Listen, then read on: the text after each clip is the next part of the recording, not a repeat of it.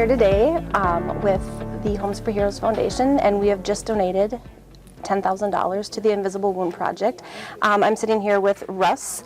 And Russ, can you tell us about the Invisible Wound Project and its mission to serve the hero community? Yeah, so Invisible Wounds Project, we work with military, first responders, frontline medical staff, EMS, dispatch, corrections, and then their families regarding mental health, PTSD, suicide issues by providing therapy services and then other resources for them related to those mental conditions. That's great. When the Invisible Wound Project founded, when was the Invisible Wound Project founded, and what inspired the founders to create it? So Invisible Wounds Project officially became a nonprofit in 2019, but truly the work started back in 2009. It started as an event called Cruise for Troops, and it was a way for me to pay tribute to my dad, who's a veteran, Navy vet, and I just wanted to give back to military charities, and so we kind of ran under the umbrella of other charities and donated money to them, and it just grew and grew. It started with like 50 people in a parking lot doing a car cruise, and then it just grew over time to where now it's that same event has several thousand people at it. But in 2015, I was working as a 911 dispatcher. I'd been working in law enforcement dispatch corrections for 17 years at that point, and I was diagnosed with PTSD myself. I started to struggle. I realized I had to do something different, and so I chose to just leave the profession altogether in the early part of 2016, and there were just no resources for someone like me. And so I looked at what I had been doing under the umbrella of these other charities and decided we needed to do something that was more encompassing of me and my people and all of my friends and all these people that I know are struggling and still continue to struggle. And so that's where Invisible Wounds Project came from. What type of resources does the Invisible Wound Project provide the hero community? Okay, so our primary function is mental health therapy. So we have approximately 20 different providers throughout the state that works with therapy services. And we do traditional therapy, we have equine therapy, we have a couple equine therapy providers. And when I say equine therapy, it's not the going out on a horseback ride and going on a trail right up the mountain. It's boots on the ground, groundwork therapy where it's a provider, it's the client, there's an equine specialist that's part of it, and the horses become part of that team. So we do a lot of work in that realm. We have a couple individual therapists that are throughout the state in areas where we don't have the partnerships with broader, bigger groups.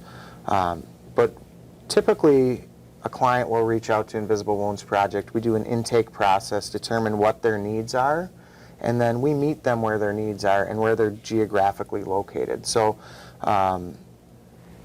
if they're in the metro, we have a lot more resources in the metro. We also have a lot more people in the metro, right. But we see a lot from down in Rochester. We see a fair amount from central Minnesota. We have people up in Duluth. We have people in throughout the state.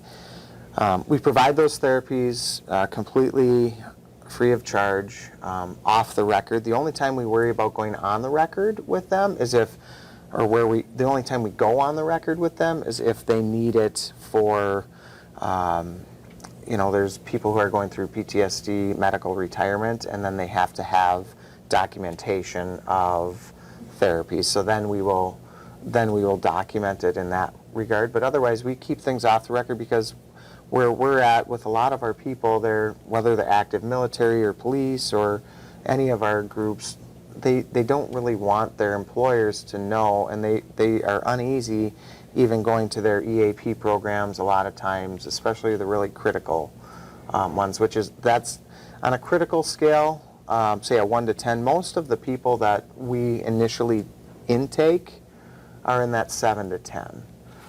So we work with people who are, at their we're Really spotting their struggling. life almost daily. Yeah. So can you share any stories about the impact the Invisible Wound Project has had on the Hero community? So we have a lot of people. So we're bringing in about 5 people a week. And what I'll tell you is those stories, to get those positive results, generally will take a year. And before they're willing to share their story, usually, it's about 2 years. So we're just starting to collect those stories, but I can tell you there's a veteran family that we've worked with. She's a nurse, and he is a veteran. And when we initially started working with him, it was back in 2019 when we had first started, and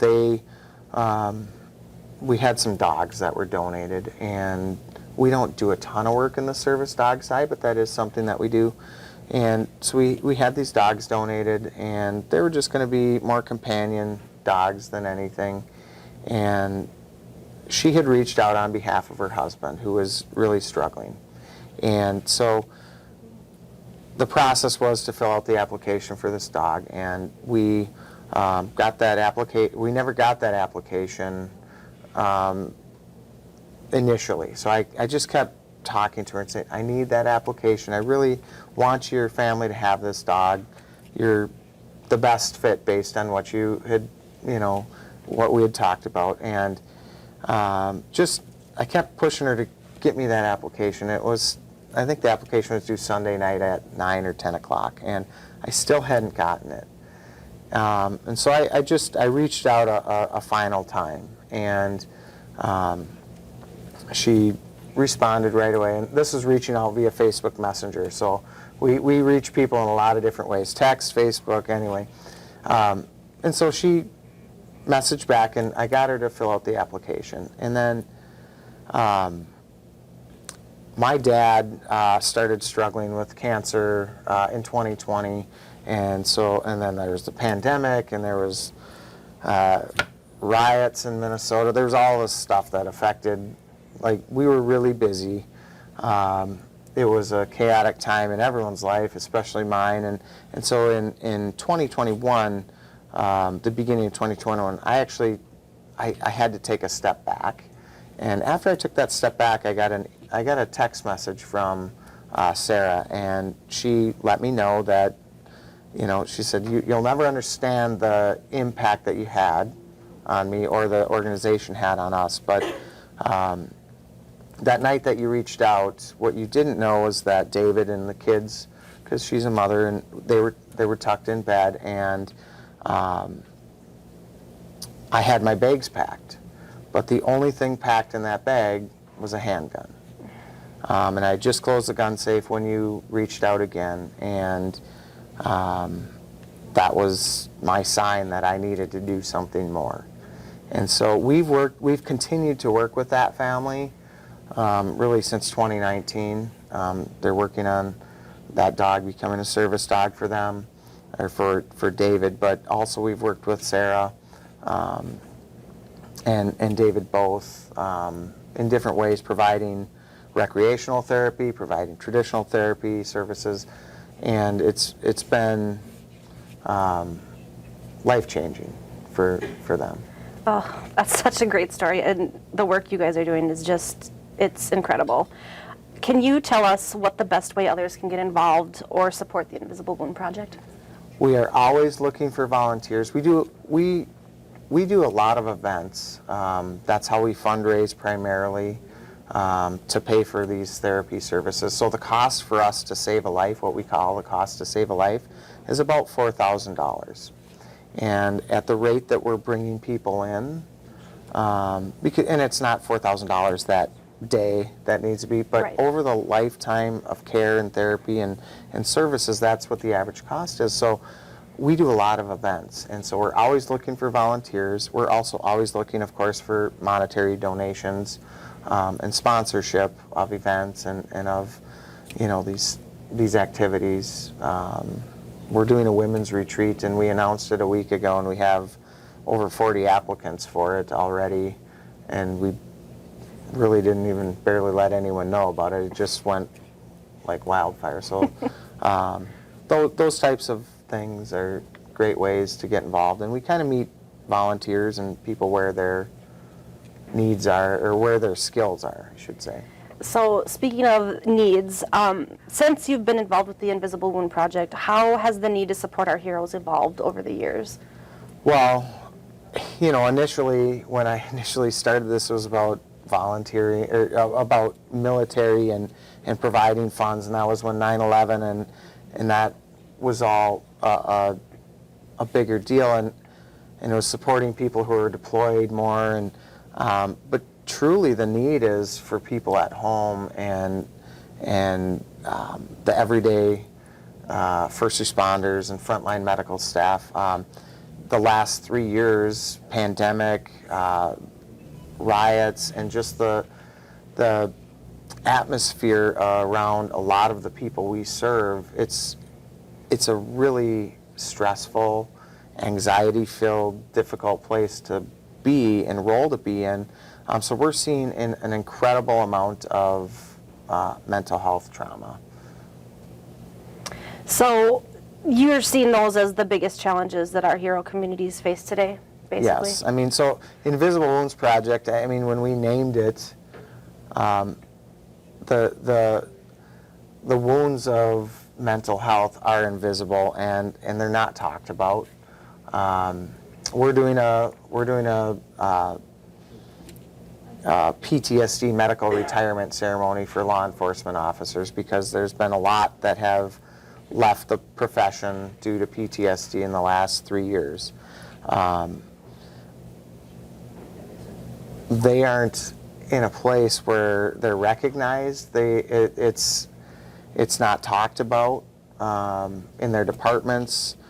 Their partners don't know what to say. Oftentimes what we hear is as soon as that happens, they completely get cut off by their department, by their partners. And these are people that they might have worked there for 25 years.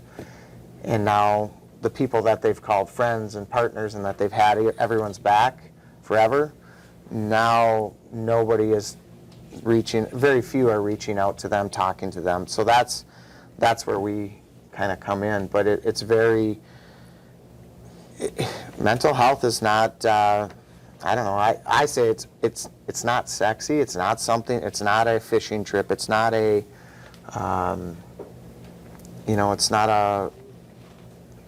it's not always a dog. It's often more hidden and invisible.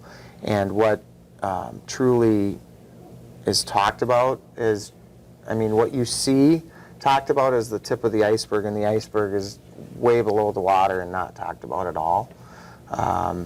And so we're really seeing a lot of people hurting that are just starting to ask for help.